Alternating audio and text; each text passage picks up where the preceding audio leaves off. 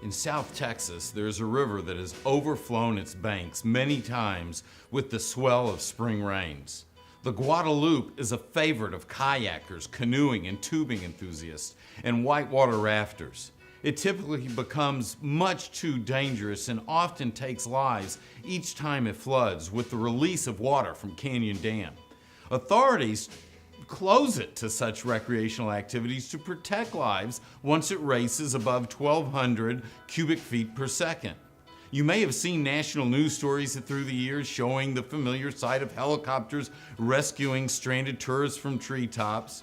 But when the Guadalupe is manageable for recreation, it has the power to take people where it wants to go, unless they maneuver against the current.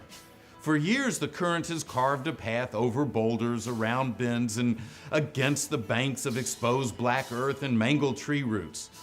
If you enter the river and exert no effort against the current, you will go wherever its path leads, nowhere intentional on your behalf.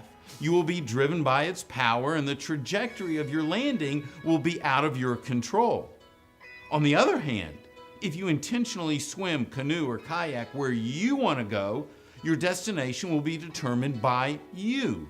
But it requires conscious effort. It takes studying the river and its course.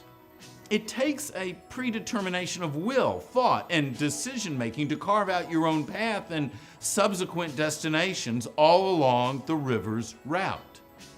Taking the time to define what you believe about personal matters, life, death, marriage, family, spirituality, success, right versus wrong, and professional matters like your career, your work ethic, your company, and how you treat people, your relationships with coworkers and customers determines the trajectory of your life.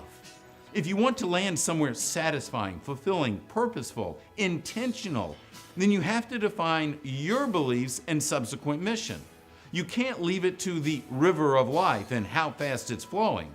You can't leave it to natural forces and unpredictable bends and eroding boulders. You have to get your heart and head involved in defining your belief system. All belief has a beginning, a genesis of evolution, whether it's yours personally or your company's.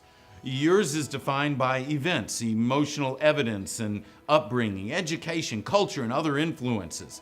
It begins with all the things you were taught as a child, that you evaluated and questioned, and as a young adult, that you ultimately determined as your own. If not, this is the process I'm challenging you to define now. In fact, even if you think you have a great foundational belief system, evaluate it. In the same way, your company's beliefs have been defined by its leaders and their values, or you if you are the leader of the company. And it's not about what you say, but what you do and what you lead your teams to do, whether consciously or not. People can always tell what you believe and value by what you do. Let your actions make a positive statement about what you believe and value.